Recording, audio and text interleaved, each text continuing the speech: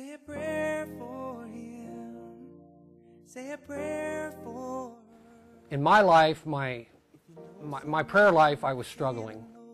I came in here that night and not sure what to expect, and I came in the room and wow, I was pretty taken aback just by just the presence of God in this room, and just how wonderful it felt to be in here. It's almost like I had forgotten how to pray.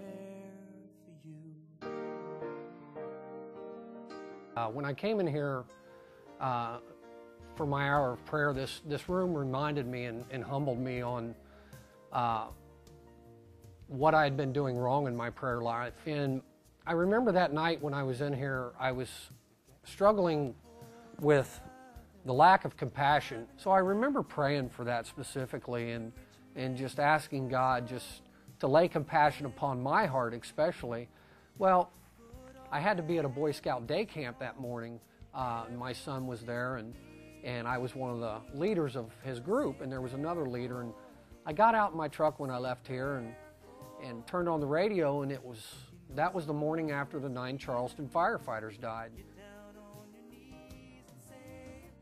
And many of you know that I'm a firefighter myself, and when we lose firefighters, it certainly hits home, and it's just kind of upsetting.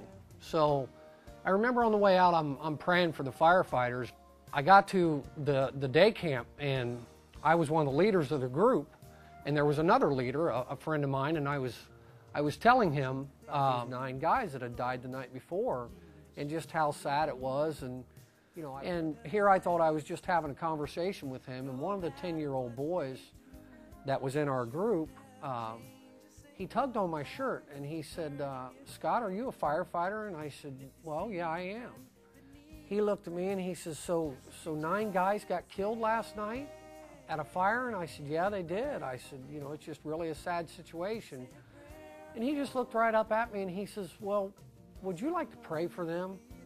And it just really hit me that, you know, here I was praying for compassion and for our fellow man. And, you know, God sent his message through a 10-year-old boy, and it just affirmed to me that how powerful prayer is.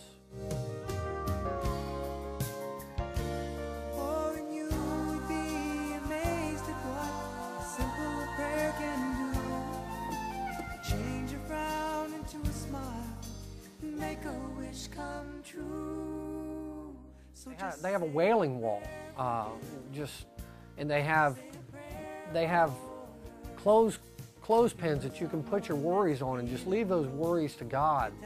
All the ministries that we have in Marysville, and they have a wall for those ministries. And my chaplain from work actually has got a new startup church, and it was so neat just to be able to pray for him and his church here in Marysville.